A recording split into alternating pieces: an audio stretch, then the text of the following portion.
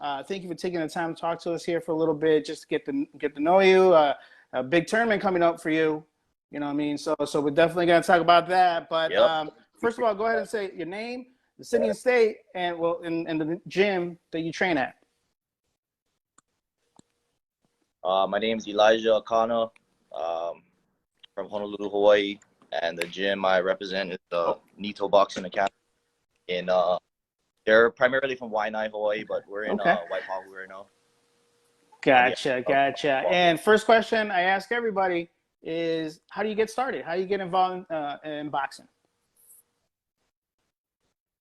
For me, I actually started boxing really late in life. But like, growing up in Hawaii, it was like I was fighting since I was like 4 years old. It was, it's just like that's just something that we do around here for fun. But boxing wise, just one of my childhood friends started boxing, and he just told me come down to the gym, and I fell in love with it. So me and Pudo were like talking before you joined. Like most of the people we see from Hawaii that box with USA Boxing are like 125 and below. I think there might be one middleweight, but then there's you at heavyweight. Like, what's it like being pretty much like the only heavyweight around right now, or are you getting sparring with other heavyweights, or are you just sparring MMA guys? Like, how's this working, being the big guy on the island? Primarily, man, it's hard, dude. I pretty much travel to wherever the work's at, wherever anybody wants to spar. Primarily it is MMA guys. We got the MMA culture in Hawaii is like a lot bigger than the boxing scene, because I think earlier in time boxing was bigger, but when MMA and the UFC stuff came out, and like Max Holloway and stuff like that, everybody kind of leaned towards MMA. But yeah, just sparring is pretty tough.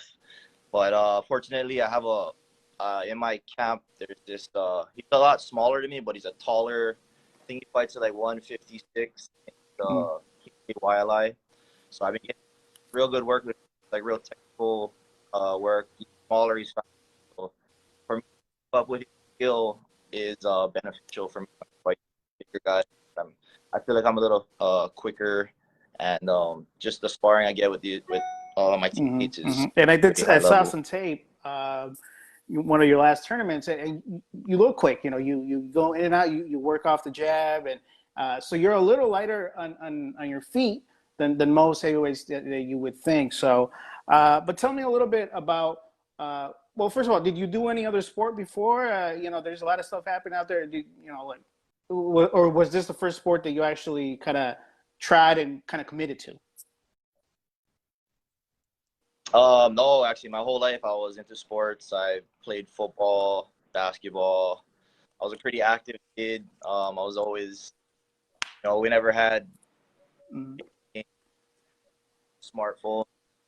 My mom was always like, "Get out of the house, get out of here, right.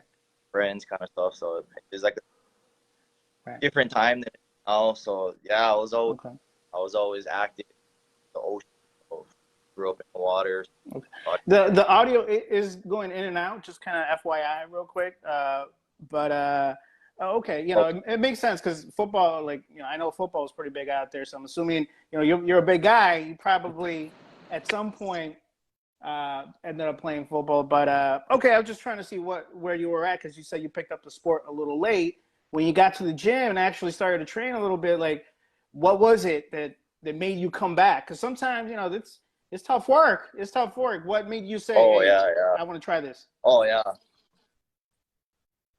Yeah, my gym, definitely. Like, the first day I went there, they put you through the ringer, man. Like, I definitely got beaten up. But it was that's just the kind of person I am. That's the mentality I have. I'm a very competitive person. If I get beaten or, you take your knocks in sparring, but I'm gonna come back the next day, every day.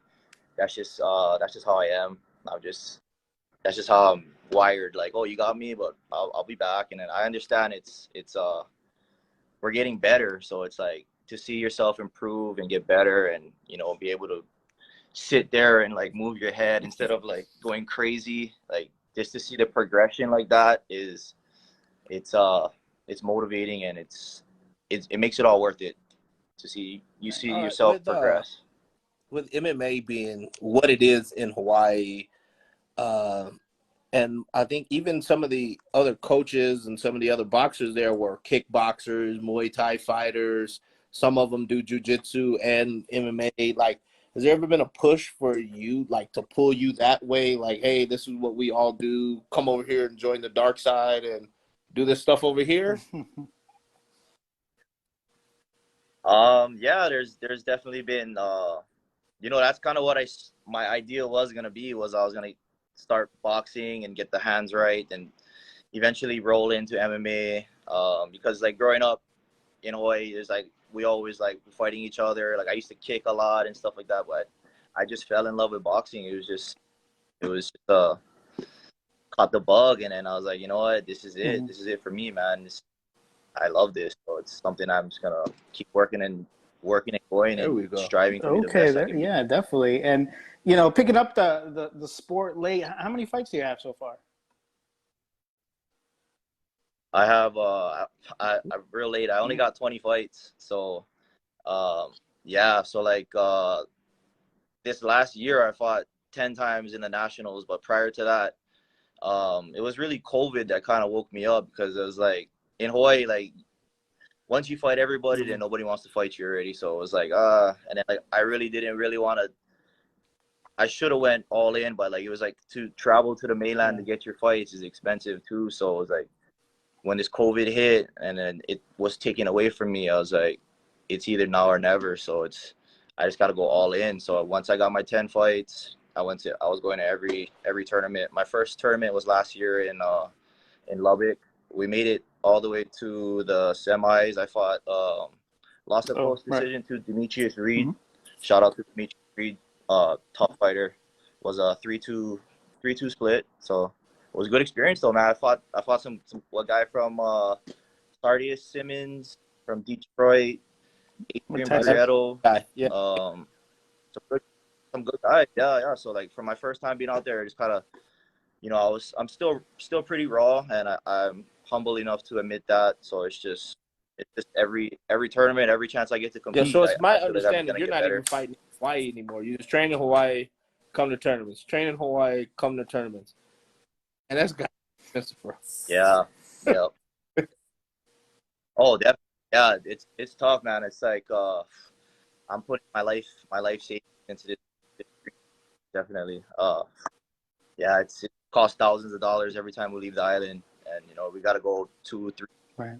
4 times a year. So and it's a with lot. doing that, what is it like? Because it's basically getting on the job training.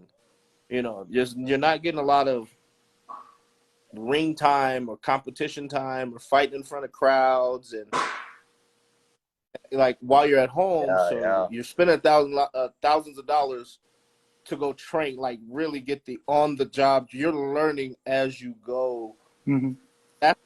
Yeah, it's got to be Learning as a goal, man. like a tough transition to like, hey, I'm just gonna work here, but I gotta go really get it out there. That's a noble pursuit. I just say that much. Yeah. Hey, I mean, it's great experience now, because every fighter you fight a different style every night too. So man, it just the amateur program is it's worth a lot to go through and learn, and that's what I'm doing. I'm trying to get fun, soak up Awesome, everything I awesome. can. Yeah, no, it's a great kind of work ethic, man. It's probably all that sport kind of structure that you had as far as just being with team sports and the discipline you get off that probably helped you in this transition into boxing. Real quick, 3 rounds Oh, live, yeah. number 89. We're out in Honolulu, Hawaii. I wish I was there now because it's getting kind of cold out here. But we're talking to Elijah Akana, and I love your nickname, War Chief. I mean, I think you got that in a shirt. I need to Yep. get one of those. But you train at Nito Boxing Academy out there in Hawaii that has some quality boxing pro boxers as well. So you're in the right spot. Yep. Trying to get Definitely. see where you can go with this boxing. So, but just real quick, since a lot of your experience has been national level, you competed at nationals, this past nationals up in Shreveport, and went up to the semifinals. That's where you competed against Demetrius Reed from Wisconsin. So you were already qualified, I believe. Correct me if I'm wrong, for the tournament coming up in December, or did you have? Because I know you competed again at the JOs, got the silver. So I don't know if you Yep, qualified from yep. which tournament, but you're definitely going to compete in December. Oh, definitely, yep. I believe since I was bronze medalist, I don't think I qualified. So this last one in Wichita, I fell short in the championship fight Zachary Douglas. against Zach. Shout out Zach Douglas. But Yeah, definitely. yeah, man. The mic is going in and out. Um, We want to make sure you hear your thing. And uh, just real quick, talking about that in particular, we had Coach Carlos Cruz on, several episodes back, and he brought up your fight. He's like, he was coaching Zachary, and they got to the finals, and then they saw that you were up there as well. He was trying to get help from Coach Lugo. Like, they knew that you were knocking people. I think the fight before Zachary Douglas, you stopped your opponent in the first round, right? And these are big guys. So yeah. so tell me a little bit about that. You're feeling good. You got your first 2 wins. You got that knockout going into this championship bout, and you got that experience, but not that ideal finish that you wanted. So how did Yeah. you kind of process all that to get better for the next one? I think it was just I was coming in, I was riding a high, and then I just kind of lost my focus, man. I won the first round. I think it's a little different too now with the live scoring, because it causes a lot of anxiety, I would say. I mean, it's good and bad, but so I won the first round. It was 4-1, and I was like, okay, we're in a driving position, and I was just I just wasn't as smart. I think I should have had more respect for Zach, because I don't know if he was baiting me or not, but I had him on the ropes all the time.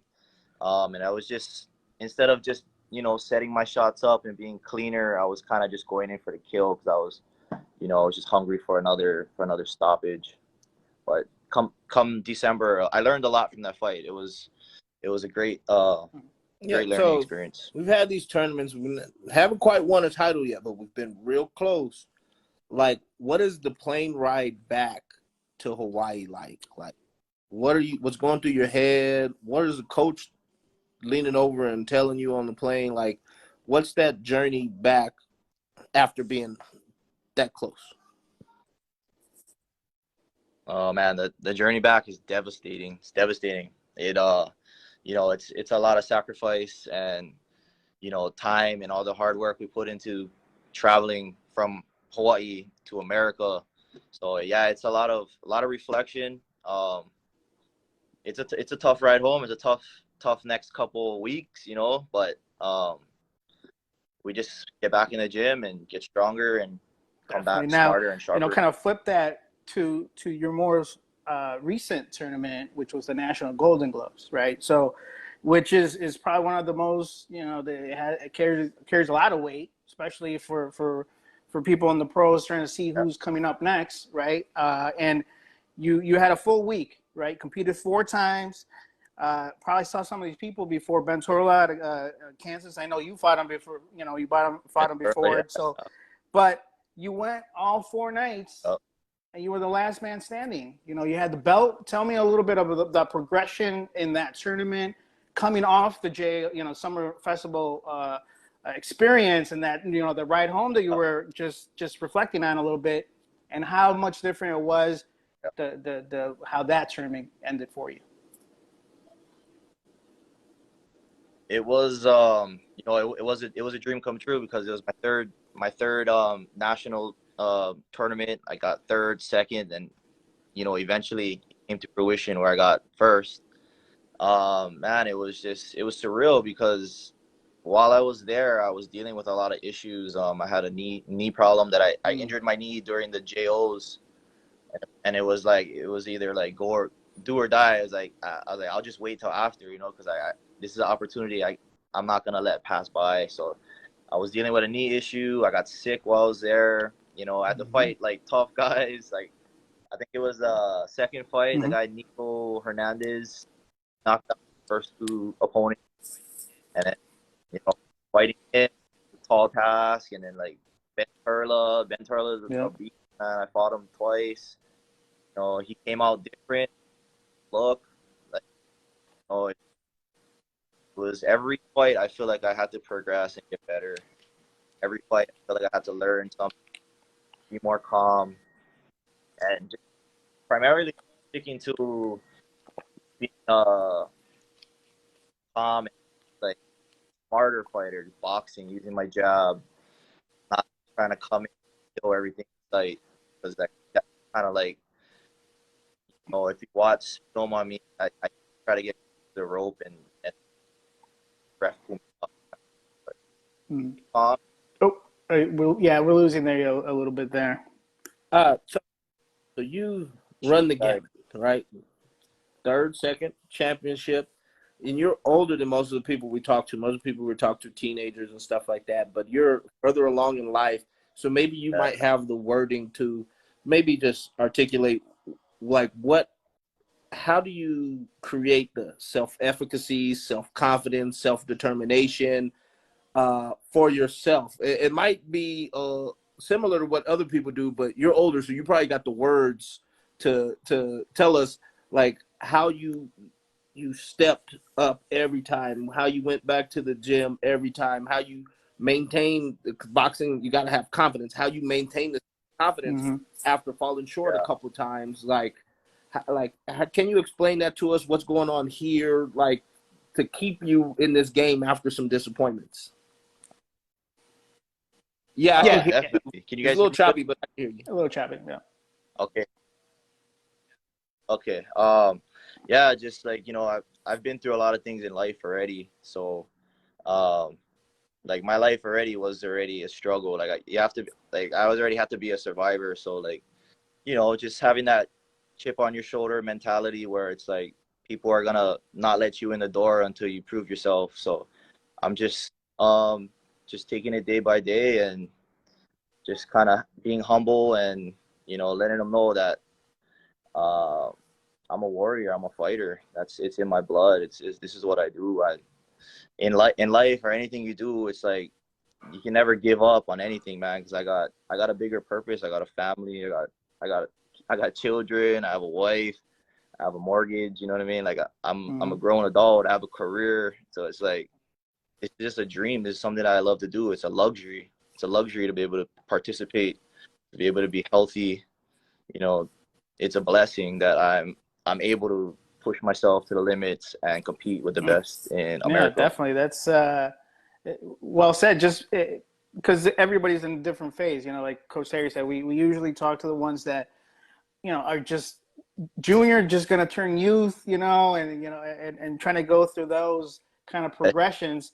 But you're a little bit older, which I always think that when somebody kind of comes back at a later stage, they're more focused. I feel like they're more kind of determined. Instead of when you're coming up, you feel like you can miss a couple practice, going to the gym a couple of days. No, you kind of have to know what you're doing at this stage. And you know 2024 is within reach, right? Trying to get that spot. You have to go through some tough players, boxers that you already have competed against. And what Yep. what are you doing in this lead up to December to make sure that you are the last man standing, that you do get an opportunity to go to that selection camp in January and actually fight for it? But uh, you know, I'm assuming you watch tape of your bouts and try to see what you guys can sharpen up. What are you guys doing to get ready for this upcoming tournament, big tournament for you? I'm doing everything, man. Everything possible. I'm on a dietitian plan. I'm on a strict strength conditioning plan. I'm doing everything I got to do in the gym. I'm getting sparring. I'm watching film. I'm learning from all my old mistakes. Come December, I'm gonna be the best version of myself. All right, so Definitely. being older, like what is the end goal for you with this boxing thing? A lot of these kids are just, they say they want to go pro, but I don't. Their parents probably want them to go pro. They just want to do it till it's over and then go do something else. But you came in older, so what is the goal for you? For me, the goal is to become a world. Oh well, the initial goal is to become a USA Olympian. You know, the overall goal is to become a world champion. You know, just become a world champion, put my family in a position to live, you know, well, and you know, and just make money and invest and try to, you know, live life, you know, a better life, because the life I'm living now is a hard life. I work 7 days a week, 12 hours a day. You know, it's a hard life. Like my kids barely see me because I'm training, and I also got to go to work. You know, so it's like if I don't make it in boxing, I see it as a failure, because the life I'm living now is a tough life. It's a tough life. I don't get much sleep. You know, my wife, you know, she's a great support system, but she doesn't see me much either because of the schedule I work. So yeah, like this is my way out of my. That's a real grown ass man right there. 7 days a week, 12 hours a day. Some granddaddy work like that, man. That's Yeah, man.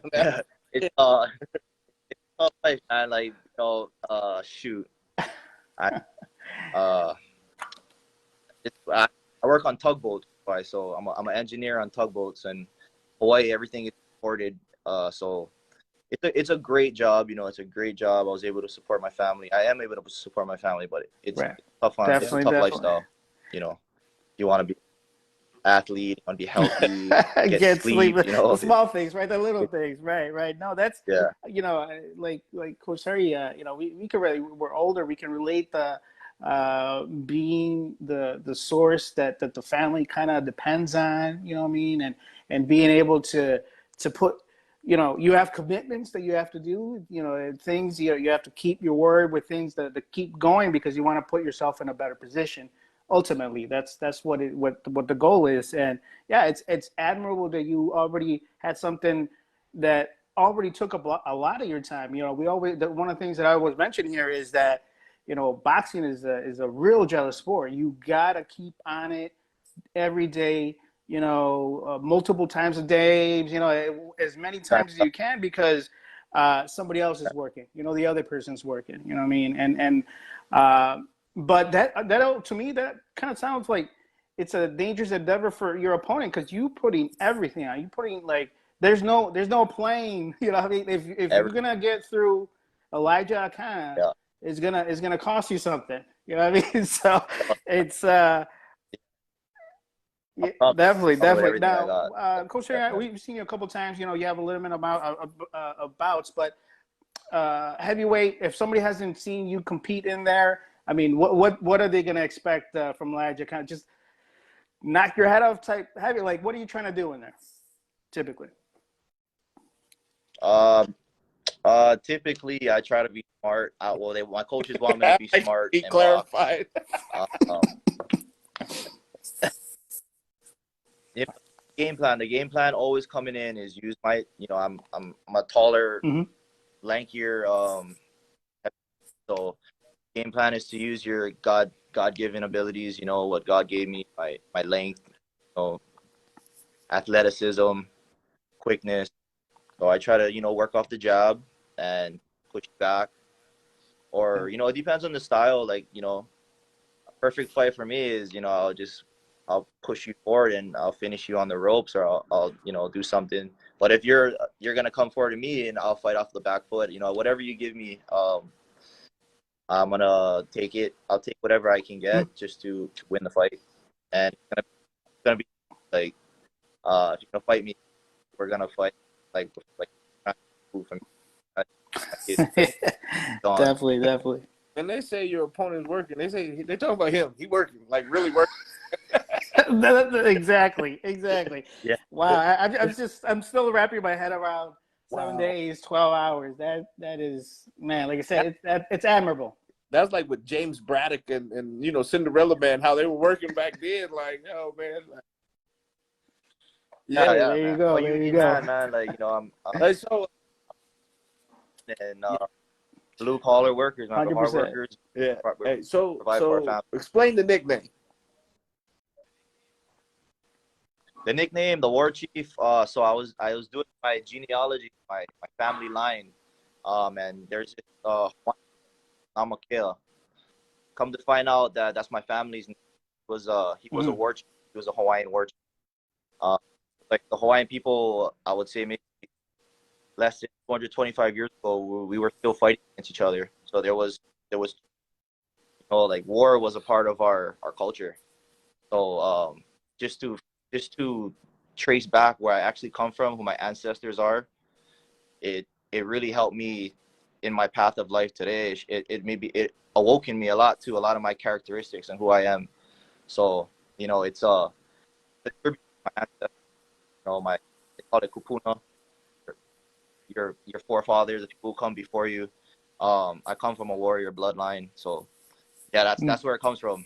Yeah, I'm a in life, like I never know because like the Hawaiian culture was kind of at one Mm. point it was erased, Mm. through colonization and all of that stuff. Once our language was wiped out, our culture practices what was wiped out. A lot of the people forgot about who they were. So, but then there's like a renaissance coming now that we kind of get back Hey, to who we are. Right on. Yeah, I'm yeah. my Hey, bloodline bring a warriors. 2X Warrior Chief shirt to Lubbock. I got you. I got you. Whatever you want for. I got. Yeah, Dang, yeah, yeah, yeah. yeah. That's man. That's who else can say that? Come from That's a real though. warrior. Who was there was a pro boxer that was like had a bloodline from Vikings or something. That was his whole persona. Who was it? Katsides, Michael Katsides. I can't. Yeah, the Spartan dude. Spartan guy. I can't Mike remember, but Casitas. Yeah, Katsides. yeah. That's what it was. I couldn't recall his name, but if there was any question as far as the mentality, right, that you need to have, you have already that chief, the warrior kind of mentality in there. But tell me a little bit about one of the things that we always like to point out is how important the coach and the team is important to the boxer, right? We see the boxer in there. We see the end result, what is being taught, how the improvement and all that you were saying, but that doesn't come without some sort of guidance behind it, right? So tell me a little bit about the coach, your team, how that kind of relationship that because you got to trust, especially when those rounds are tough. You want to go back. You want to talk to somebody that you can trust to kind of get you to the end of the bout. So tell me a little about your team and who composes that. Yeah, so my team, we're coming out of Hawaii. Our head coach, um, Carlos Tangaro, and yeah, he built something real special here. It's a big team too. I got a couple coaches that work with me. I got shout out to Nito, Jess, Anu, another guy, Mike. Like, there's a bunch of guys, and Ricky, Nito's brother. So it's yeah, it's a big family, and I trust each and every one of them. Every coach can give me a specific tool to put in my toolbox, and I just absorb everything, and I try to be a sponge. And everybody has a point of view on how they look at things. I don't throw it out the door. I look at it and I assess it, see how it can help me in my boxing IQ. And yeah, it's good to have teachers around you, and I try to be very teachable, very coachable. As for our team, we got two young pros currently signed to Golden Boy. I believe Asa Stevens just fought Mm-hmm. on the Jojo Diaz Zepeda undercard. He did well, very sharp. And we have another fighter, Kaleopu. He's been knocking guys out, so it's hard for him to find him opponent. But yeah, those guys, and we got a bunch of other amateurs coming up. There's another amateur at 139, Timoteo, yeah. Noah Timoteo. He's Mm-hmm. yeah, he's qualified to fight. So yep, we're training hard. Got KJ Wiley. KJ Wiley is a very talented boxer. And another younger guy, Jaden Gomes. Very good Nice, too. nice. So, Cool. like you mentioned it earlier, because no one asked everybody, live scoring came Lubbock last year. That's when it showed up for us. And you said it could give you some anxiety. Me, I didn't like it at first. I've adjusted to it now. But at first, it pissed me off because I saw a score. What the hell were they watching? You know what I mean? But Yeah. like, but like go into detail about your feelings on the live scoring, because you probably don't have it at the local level at all in your first few fights. But then you get to your first national tournament, and hey, man, we're gonna tell everybody what the score is in between rounds. So you'll go into detail about your Yeah. perception of live scoring. Yeah, my thoughts on the live scoring, it's good because like if you're doing something that the judges like, and it'll show, and if you're not, kind of what they're looking for, like if they're looking for more boxing, looking for more point scoring, or if they're looking for somebody who's aggressive, going to cut the ring off, going to come forward. So and it also like, you know, kind of owes some judges who have favoritisms too as well, you know, like what? There, How, yeah, we've really? seen some of those. Like, dude, that guy lost the round, and you gave him every round. Like, what, kid? That guy must not like me or something, you know. But you know, it just at first it was I had like, you know, it's anxiety like to get that instant, but it's also good. I think at the end of the day, it's good because, you know, when you're building a strong lead, you can just know like, hey, I gotta be smart here. I already got this in the bag. Don't go get standing. Don't get dropped. Get composed. You know, so I feel like it's in the long run, Yeah, definitely, it's good and I for think us. it's here to stay. You know, it's just one of those systems that, I mean, the international tournaments have it. You know, it's one of those things that we just kind of have to adapt to. So, but you know, you have 20 plus bouts. You I guess you only have so many to pick from. But if I ask you, what's your most memorable bout, or what's your toughest bout? What's the bout that really kind of cemented you to say, okay, yeah, maybe I'm not gonna win all of them, but this is what I'm gonna be doing. Like what was that that fight that said it kind of turned and maybe just solidify your commitment to the sport? Um, you know, all of them was tough fights, but I would say like my toughest fight would have to be last year when I fought Adrian Pareto. That guy is tough, man. But the fight's on YouTube. It was just a Adrian, gunfight, pretty man. good. Yep, yep. Like like I said, I like, you know, my coaches always wanted to be smart, but we just went in there and we just both tried to take each other's heads off, and but I couldn't like walk out of the ring. It was just I was drained. It was I had to dig deep. I had to put everything that I had in my heart And and you my know, soul to win that crazy. fight. I watch him spar. He So spars like that every day. I'm like, hey, you got any brain cells? no, yeah, Like, how you got any and brain cells left? shout out, nothing but love. Yeah. Tough fighter. Oh, like that's still my favorite fight. Yeah. When I watch that fight, I'm like, oh my god! Like I had to throw Yeah. 25 Yeah, that punches was a every good round. fight. And Like, like he spars like it that all was the like, time. And I literally asked him, like, man, your head don't hurt? Like your head gonna hurt. Like Definitely, definitely. Real quick, 3 rounds live number 89. We're out in Honolulu, Hawaii, or just Hawaii out there. We're talking to Elijah Akana, currently number 5 at 92 kilos or 203. And National Golden Gloves just released their rankings earlier, a couple days ago. You're number 1 at 92 kilos as well, 203. You know, you got that big belt.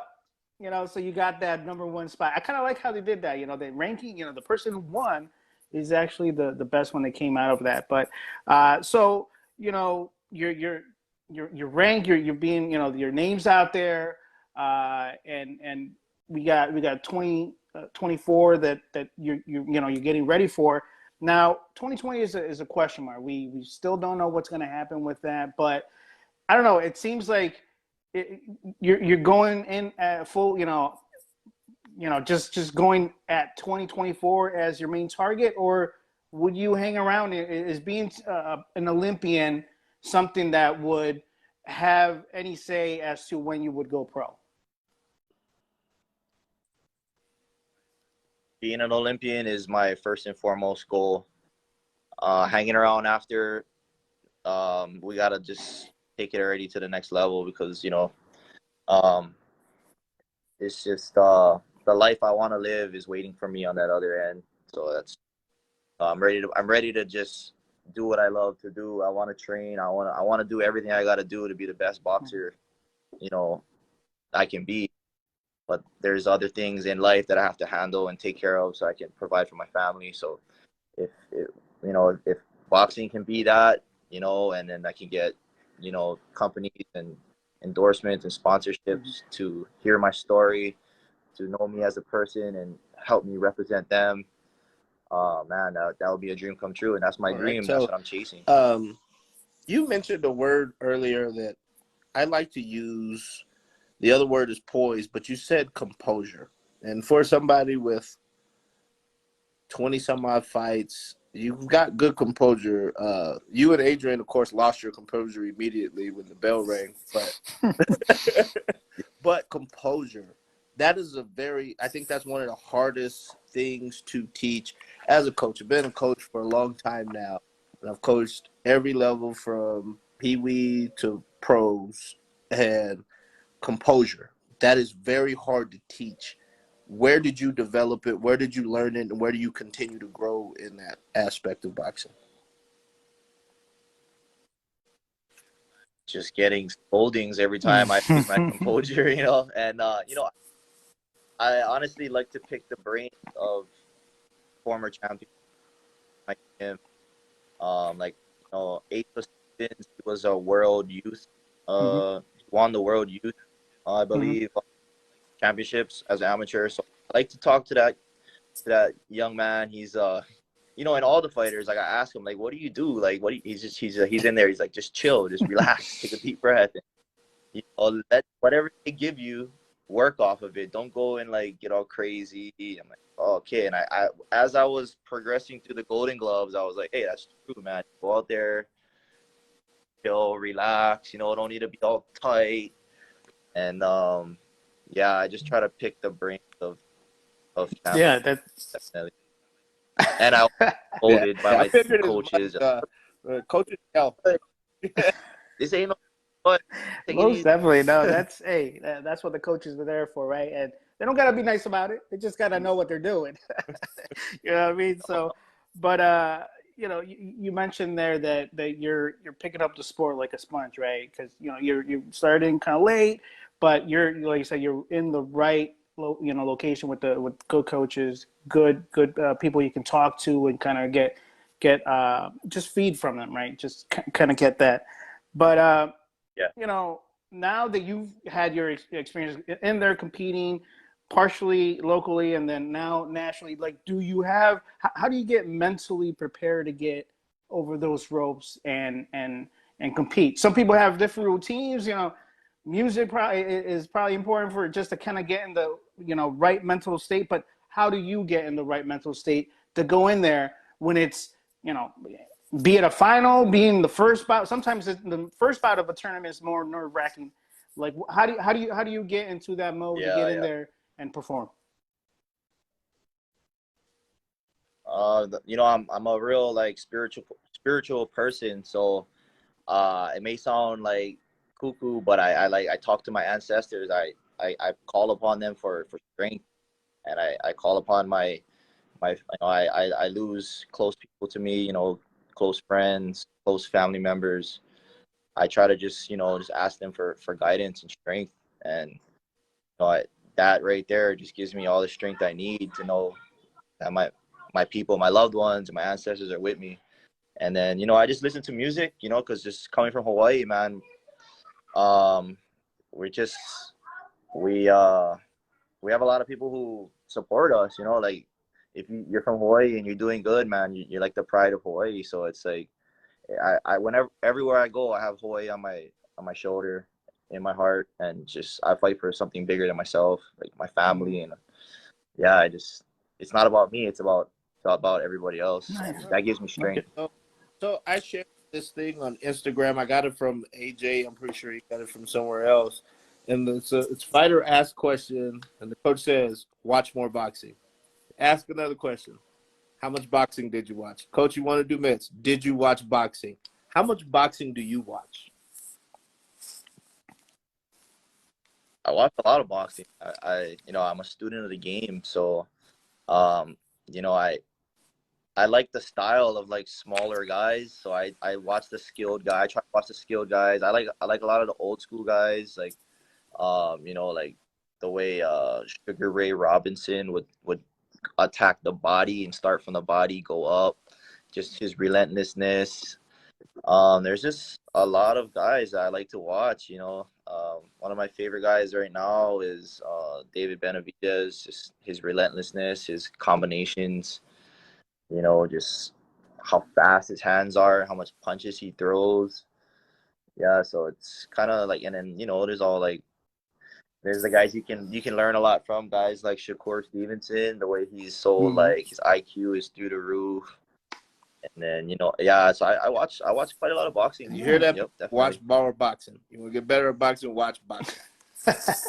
Hey, that's what. But and it's surprising. Well, maybe not surprising, but we do get a lot of boxers who just don't watch the sport. They like to compete and perform, do that. But for them to watch a card, like, no, that's not gonna happen. So, but it is what Oh it is. yeah, But I used a boxing Antonio fan, Escalante. He was definitely. #1 in the world. He didn't really watch boxing either. if you can pick it up, you can Yeah. pick it up. So, uh, but I've seen you compete at con. You're fan friendly, right? As far as you try to get in there, kind of like Richard Torres, right? But he's smaller, but he going quick, use your jab, kind of set things up, try to get him against the rope, and then just kind of let it go, Yeah. and you have a big tournament coming up in December. You probably met a lot of these guys before, but is there any, what's you said that you work 7 days a week. What's your typical training day now? What's a typical day in Elijah Akana's life right now as you get ready for December? What are you training multiple times? Like, just are you doing things on the tugboat? Like, what's happening? So on tugboat, I work from 11 at night to 11 in the morning, so 11 p.m. to 11 a.m. After that, I'll go home. Oh, but I ride my bicycle to work as my cardio Hmm. every day, so that's 6 miles a day. Uh, so I ride my bicycle because that's just one way I get cardio in. So it actually comes to 9 miles a day. Then I'll come home, shower, eat, take a nap, get up, train. Uh, when I'm done with training, come home, shower, cook dinner for my family, try and get a little nap, then go right back to work. And and try and be the best father I can be, best husband I can be as well. Just try to balance, try to put as much energy that I put into my dreams, I put that into my family, because that's my responsibility. First and Hmm. foremost, responsibility is the No, that's family. very. But I'm pretty sure you could take a nap anywhere. Like you, but you just sit down, Oh yeah. wake up. Oh man. So what's like your favorite? Like everybody knows I hate running, and you said you get your cardio on a bike. Like, but what is your favorite thing to do in boxing in the gym? That where if coach said do this, you were over there, no problem doing it. I love Yeah. sparring. Sparring is I love fighting. Fighting is something I love to do, and I've been getting really good sparring from my teammate KJ YLI. Um, it's been good. Like he's at the point where if I kind of go soft on him, he'll beat me up. So Okay. it's like I need to be sharp. Yeah, I mean like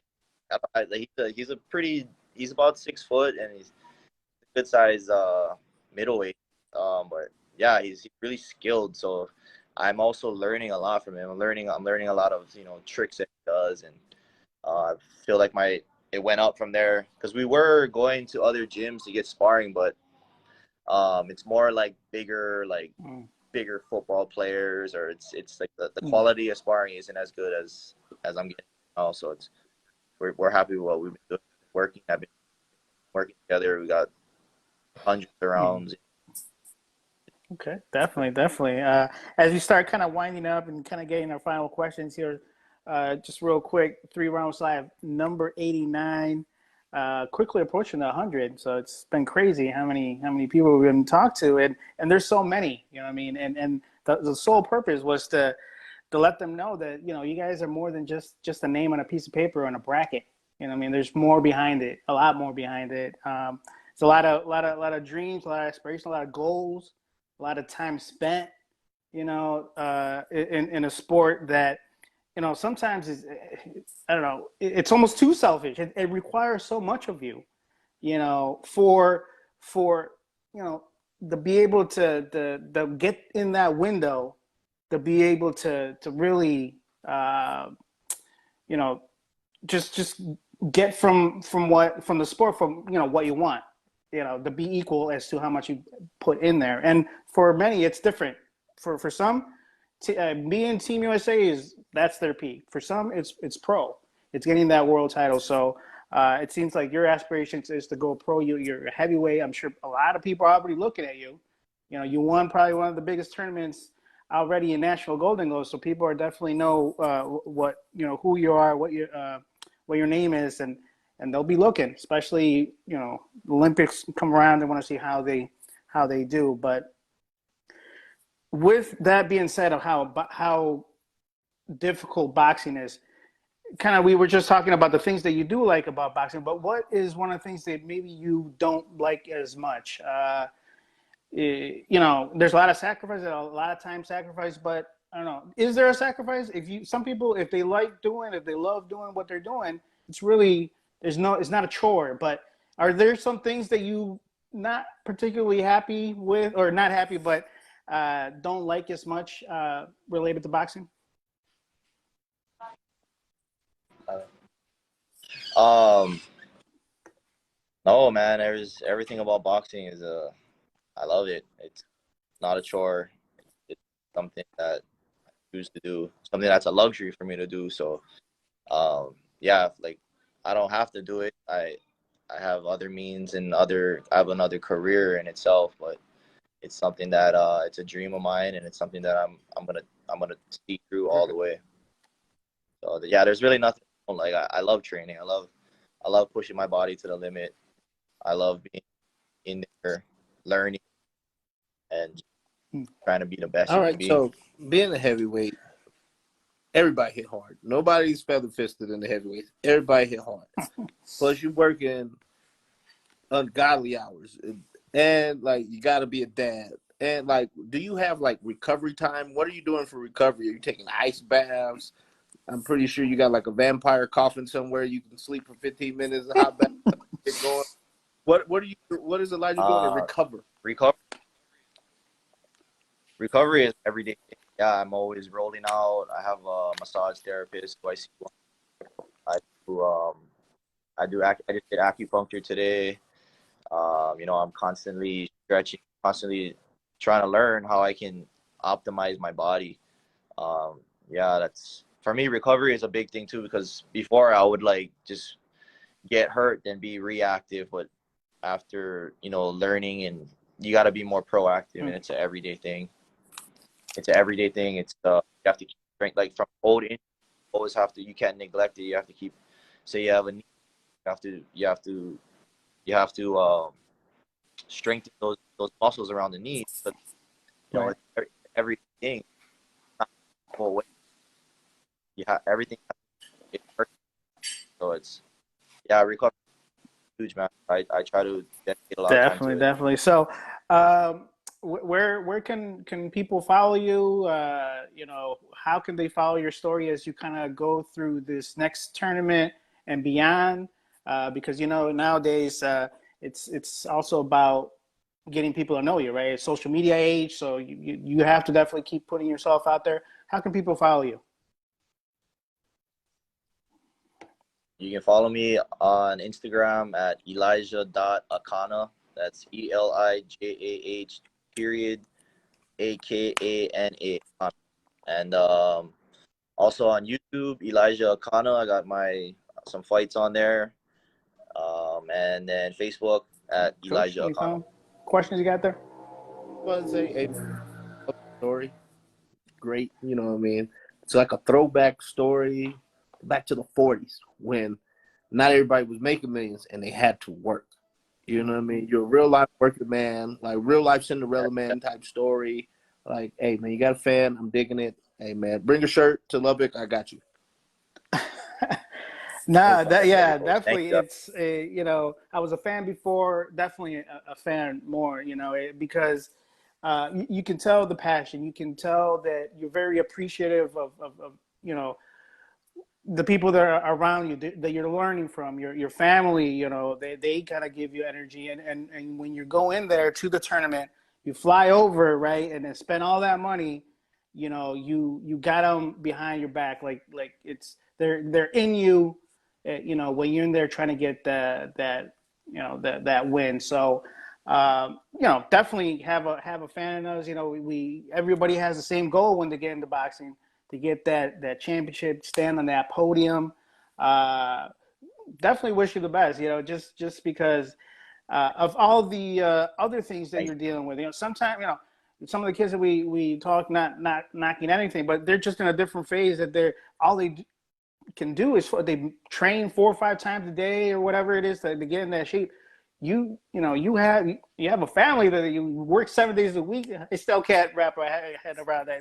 And you put all this time, so that tells me to me that your ethic, your commitment is unmatched, and that in itself can pull you through those tough rounds, right? You're like, come on, you know, you're talking about the sport as just being like, you know, a privilege to be in there. You're just gonna bite down and go at it because the alternative is maybe not as luxurious or as you know it doesn't come with all that, right? Because you're a working man like the majority of people are, but you know, in boxing